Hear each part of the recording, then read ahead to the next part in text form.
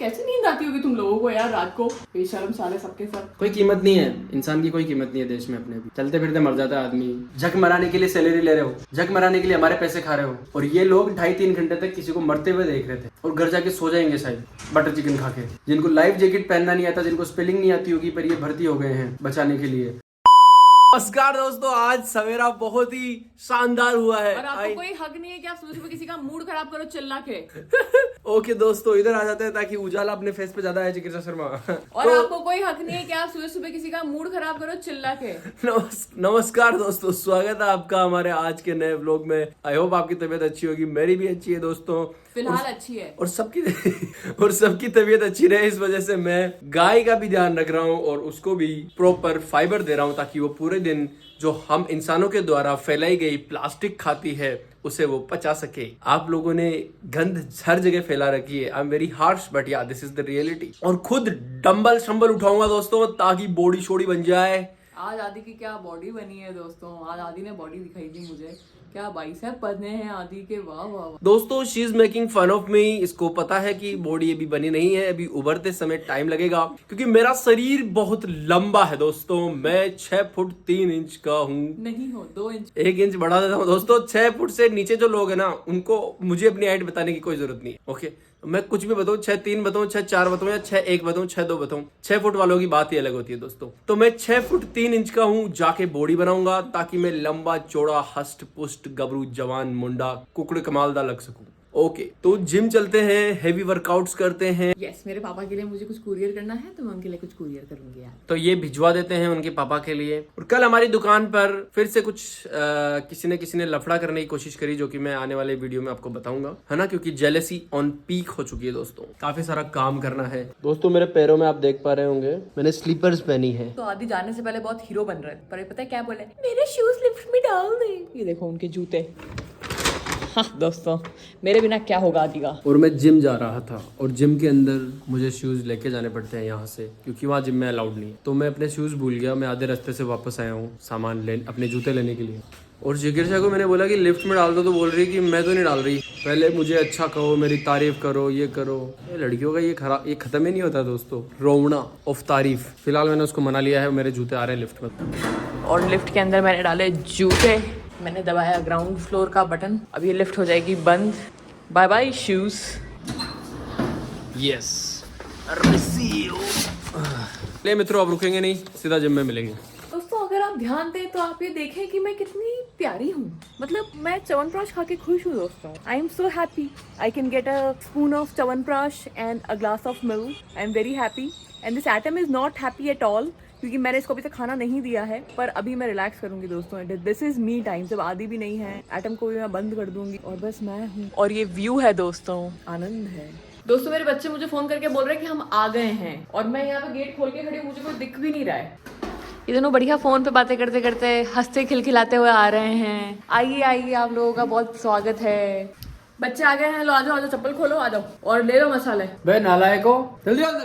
कैसे हो भैया? तू भी पूछ ले रहा, बिना बोले पूछ ले, आ जा इधर। कैसे हो भैया? अच्छा आशा, क्या हाल है? हाँ, बढ़िया। देखो ये इनकी ड्यूटी पे पहुंचने चाहिए 12 बजे। 12:03 तो इनको यही हो गए। देखो इस मसाले को तुम लोग सीढ़ियों से लेके जाओगे या लिफ्ट से लेके जाओगे? वाह वाह वाह वाह, कितनी भोली बच्चियां हैं। ये रही बेटा लिफ्ट, उठ तो रानी है, दो जने मिलके उठा रहे, बोल रहे सीढ़ियों से लेके चले जाएंगे। ओके बेटा बाय। दोस्तों अभी भी मुझे ममता का फोन आया, वो मुझे बोल रही थी ये लिफ्ट नीचे नहीं जा रही, हम तो यहीं खड़े रह गए। कम से कम 7 मिनट बाद फोन कर रही है वो मुझे, दीदी कौन सा बटन दबाएं? रोज तो क्या मैं दबा के आ जाती हूँ, इस बार कैसे गधे बच्चे हैं यार। अभी उनको मैंने बताया है कि 0 दबाओ पहुंच जाओगे। तो दोस्तों, जैसा कि आपको पता है, चिकित्सा की पूरी प्लानिंग थी कि वो जाएगी और अपने पापा के लिए पार्सल भिजवाएगी, कुरियर करवाएगी। बट देख लो वो क्या कुरियर कर रही है, अपनी नींद कुरियर कर रही है दोस्तों। तो अब मैं ये सोच रहा हूँ कि मैं तैयार होता हूँ और मैं जाता हूँ और पोस्ट ऑफिस जाके पार्सल भिजवाता हूँ, जो भी एड्रेस इसने लिया है वहाँ, वरना वो रखा ही रह जाएगा यहीं और फिर वो लोअर मुझे पहनने पड़ेंगे दोस्तों। तो दोस्तों मैं अपना पार्सल भिजवाने के लिए आ गया था और पहले पोस्ट ऑफिस गया तो वहाँ पर वो बोल रहे हैं कि अभी बंद हो चुका है वो, तो वो पैक कर देंगे इसको बट भेजेंगे नहीं। तो फिर मैं दूसरे वाले पोस्ट ऑफिस पे आया हूँ अभी यहाँ पर। बट मैंने इधर सुना किसी को बात करते हुए कि अंदर 1.5-2 घंटे की लंबी लाइन है। मतलब 1.5-2 घंटे बाद आपका नंबर आएगा, आपकी एंट्री कराओगे और फिर पार्सल जाएगा। पर अभी अंदर गया नहीं हूँ मैं, एक बार जाके देखता हूँ क्या सीन है।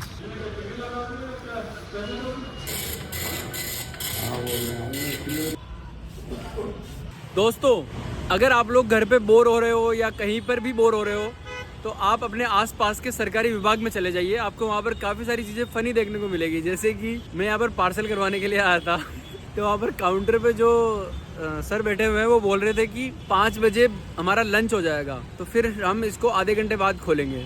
मेरे को विचार ये आया, मैंने कहा 5 बजे कौन सा लंच तो चलो कभी 12 बजे लंच करते हैं, 1 बजे करते हैं, 5 बजे कौन सा लंच होने वाला है। पर वह ठीक है, मेरी किस्मत बहुत बढ़िया थी कि 4:58 में मेरा नंबर आ गया और फिर उन्होंने मेरा पार्सल कर दिया और मैं फ्री हो गया। अभी काफ़ी लंबी लाइन लग रही है, अगर मैं 2 मिनट भी लेट हो जाता मुझे कम से कम यूँ मान लो आधा घंटा और लाइन में खड़ा रहना पड़ता। फनी थिंग्स दोस्तों, एंजॉय। दोस्तों अभी जस्ट चिकित्सा को मैंने एक खबर सुनाई और तब से उसका मूड बस अपसेट है। कब से गुस्सा करे जा रही है और कब से परेशान है वो, मतलब वो हेल्पलेस महसूस कर रही है ना। कैसा फील कर रहे हो आप? मेरे को बिल्कुल भी अच्छा नहीं लग रहा है। आदि बता रहे हैं कि वो लड़का कम से कम 2.5-3 घंटे तक स्ट्रगल करता रहा और उसके बाद में वहाँ पर सारी अथॉरिटीज थी, वो जो बचाने वाले लोग होते हैं वो थे, पुलिस वाले थे, आसपास में 200-250 लोग इकट्ठा हो गए और वो अपने आप को बचाने के लिए बेचारा तड़प रहा है और फिर भी लोगों को शर्म नहीं आई। लोगों में मैं अथॉरिटीज ही मानती हूँ। कल को आप मैं वही होंगे और हम लोग भी चिल्ला रहे होंगे कि है ना हमको बचा लो और कोई बचाने नहीं आएगा।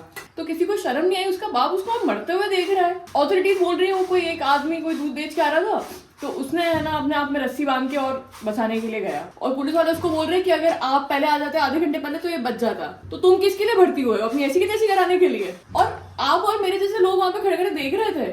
आप लोगों को शर्म नहीं है? किसी को बोलना समझ में नहीं आया कि उसको बचाओ? तुम कर क्या रहे हो यहाँ पे? कल को आप होगे, आपके बच्चे होंगे, मैं होंगी, आदि होगा, कोई भी होगा यार। कल को मेरे बच्चे होंगे और मैं देखूंगी उनको इस तरीके से। ये देश की व्यवस्था है। ये देश की व्यवस्था छोड़ो, ये आपकी इंसानियत है। सच में भी शर्म करो अंदर से। थोड़ी थोड़ी इंसानियत बची है ना, अपने आप को आईने में जाके देखो। कैसे कैसे नींद आती होगी तुम लोगों को यार रात को। बेशर्म साले सबके सब। वो नहीं करनी है बात, जाओ बस। तो एक्चुअली हुआ क्या है आपको पता नहीं होगी पूरी बात।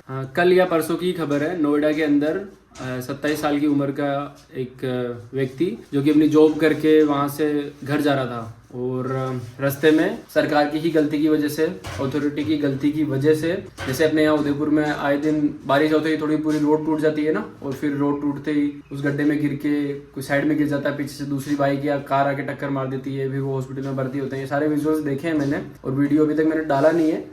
बारिश के टाइम मैंने इस बारे में पूरा व्लॉग किया था पर वो डाला नहीं मैंने क्योंकि मुझे पता है काफी लोगों को बुरा लग जाती है ऐसी बातें। तो इस तरीके से वो बंदा अपनी जॉब करके घर आ रहा था और रोड पे ही या तो डाइवर्जन था या कुछ ऐसा जगह था जहाँ पर 70 फीट गहरा तालाब, पानी जैसा कचरा या फिर कीचड़ कुछ भी भरा हुआ था और आगे कुछ भी बैरिकेड नहीं लग रहा, कुछ भी साइनेज नहीं लग रहा, किसी भी तरीके का स्टॉपेज का कुछ भी नहीं लग रहा। वहाँ पर धुंध भी बहुत हो रही थी ना, अभी आपको पता है सर्दी का मौसम है तो दिखता नहीं है आसपास में। तो वो बंदा सीधा सीधा आया, उसकी गाड़ी नीचे उतर गई और वो गड्ढे में चली गई। अब 2-2.5 घंटे तक वो बंदा, आपकी मेरी उम्र का ही है, हमारे जैसा ही है, अपने भाई बहनों जैसा ही है, 2.5-3 घंटे तक स्ट्रगल किया कि मुझे बचा लो चिल्ला रहा था। वो गाड़ी से निकल नहीं पा रहा था क्योंकि गाड़ी पानी में डूब गई थी। तो उसने अपने घर पे भी फोन कर दिया, उसके पापा को भी बुला लिया, फिर पुलिस को भी फोन कर दिया, NDRF की टीम आ गई, जितने भी ये व्यवस्था, ये जो बचाने के लिए लोग होते हैं ना, हेल्प रेस्क्यू वाले लोग होते हैं, जितने भी ये लोग नहीं, अथॉरिटी जो होती है, ये जो सरकारी नौकरी लेके बैठे हैं, जिनको तैरना नहीं आता पर ये नौकरी में भर्ती हो गए हैं ना, जिनको लाइफ जैकेट पहनना नहीं आता, जिनको स्पेलिंग नहीं आती होगी पर ये भर्ती हो गए हैं बचाने के लिए, है ना, जिनको बोट चलाना नहीं आता पानी में, वो लोग बोट लेके खड़े थे वहां पर। ये सारे रेस्क्यू टीम वगैरह सब आ गए थे और कोई भी उसको बचाने के लिए अंदर नहीं कूदा 2.5-3 घंटे तक। सोचो, ये हमारी व्यवस्था है, इसके लिए हम लोग टैक्स पे करते हैं, डायरेक्टली पे करते हैं, काफी लोग इनडायरेक्टली पे करते हैं, है ना। और हम नेताओं को चुनते हैं, ये प्रशासन, इसमें ये नौकरी करते हैं लोग, हम इन सब की भर्तियां करते हैं ताकि ये हम लोगों की व्यवस्था करें, हमारी जान बचाए, हमारे काम आए, हमारी जो सिविल सोसाइटी है ना ये ढंग से चलती रहे, हमारा देश अच्छे से चलता रहे। इन सारी चीजों के लिए हम लोग उम्मीद करके बैठे रहते हैं इनसे। और ये लोग 2.5-3 घंटे तक किसी को मरते हुए देख रहे थे और घर जाके सो जाएंगे शायद बटर चिकन खा के। ऐसे लोग हैं। उस बंदे के पापा वहां आ गए, वो वहां आधे घंटे में पहुंच गए थे और कब से बस वो गुहार लगा रहे थे कि इसको बचा लो। उनको उम्मीद भी थी कि बचा लेंगे ये लोग, इतने सारे लोग आ गए हैं। मैं कहीं देख रहा हूँ और पुलिस और NDRF वैसे आ जाएगी, मैं तो 1 मिनट में कॉन्फिडेंस हो जाऊंगा ना कि यार हाँ, फुल कॉन्फिडेंट फील करूंगा कि हाँ अब तो ये लोग बचा ही लेंगे। आ गए तो जान बच जाएगी, कोई दिक्कत नहीं है। वो भी देखते देखते हैरान हो गए। वो जो बंदा अंदर फंसा था वो अपनी टॉर्च जला के इशारा कर रहा है कि मैं इस जगह हूँ, दिखा रहा था सब चीजें, सब दिख रही थी क्लियर, पर कोई उतर नहीं रहा। और वहां पर देखने वाले किसी एक बंदे ने बताया, उसका न्यूज में इंटरव्यू कोई ले रहा था, कोई मीडिया वाला, तो वो बता रहा था कि ये जो अथॉरिटी जो भी ये आए थे ना, ये प्रशासन वर्ग के लोग, ये बात कर रहे थे आपस में ही कि यार यहाँ पानी बहुत ठंडा है, ठंड लग जाएगी, इस तरीके की बातें कर रहे थे। और एक अनजान बंदा जो कि वहीं दूध बेच के आ रहा था, वो इंसान इन सब की बातें सुन के उसको लगा कि ये तो कोई जा नहीं रहा, तो उसने अपने आप पे रस्सी बांधी और वो कूदा। पर जब तक वो गया, जब तक वहां पहुंचा, तब तक ना तो बंदा बचा और उसकी गाड़ी भी डूब चुकी थी। फिर वो वापस आया तो उसको ये प्रशासन वाले कह रहे हैं कि आप आधे घंटे पहले आ जाते तो वो बच जाता। तो तुम झक मराने के लिए नौकरी कर रहे हो, झक मराने के लिए सैलरी ले रहे हो, झक मराने के लिए हमारे पैसे खा रहे हो आम लोगों के। जिसको जो करना है कर लो यार, जिसको जो उल्टी सीधी बात करनी है, जिसको मेरे खिलाफ कुछ कार्रवाई करनी है, किसी के भी कोई भी इंसान जो बोलता है सोशल मीडिया पे उसके खिलाफ करनी है, कर दो, भाड़ में जाए ऐसी कार्रवाई। ये इन्होंने आम इंसान की जिंदगी का तमाशा बना रखा है। कोई वैल्यू नहीं है आपकी हमारी। आप लोग सोच रहे होंगे अभी तो कविता कहानियों में सुनने को मिल रहा है आपको, कल परसों आपके घरों तक पहुंचेगी ऐसी चीजें, और ये लोग कोई जिम्मेदार नहीं होंगे। आपके घर पे चोरी होगी, डकैती होगी, है ना, मारपीट होगी, मोलेस्टेशन, रेप, ऐसी चीजें बोलना नहीं चाहता हूँ, ऐसी सब चीजें होगी। और जब आप इन प्रशासन के व्यवस्था के पास जाओगे ना कि हमें बचाओ, तब आपको पता पड़ेगी रियलिटी। तो ये उस बच्चे के साथ, उस इंसान के साथ, उस बाप ने अपने बेटे को मरते हुए 2.5-3 घंटे तक देखा है, तो उसको मजाक मत समझो। ये आप लोगों के साथ भी होगी कल, कि हम और आप, वो भी इंडिया का ही था, हम भी इंडिया के ही हैं, उनकी भी सरकार सेम है, हमारी भी सरकार सेम है, करने वाला सब एक ही है।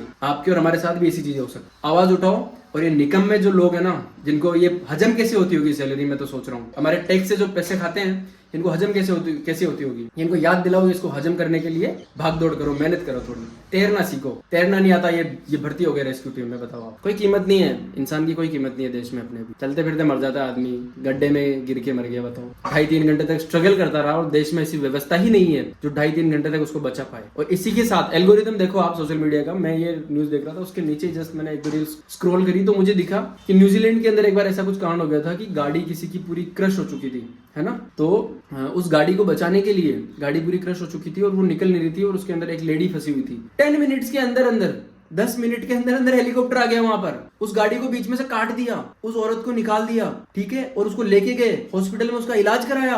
और क्योंकि वो उसकी इतनी हालत खराब हो चुकी थी, तो उसको घर बैठे बैठे सैलरी दी, किस बात की, ताकि वो सर्वाइव कर पाए, खाना पीना खा पाए, है ना। इंसान की कीमत है, इंसान की वैल्यू है वहां पर। तो उसकी इतनी सेवा करी, उसको सब कुछ दिया और उसका प्रॉपर इलाज कराया, हर चीज में उसकी हेल्प करी। ये फर्क है दो देशों में। वो भी इंसान है, हम भी इंसान है। हमारे यहाँ करप्शन, चोरी, लूटमार, यही सब चीजें चल रही है अभी भी।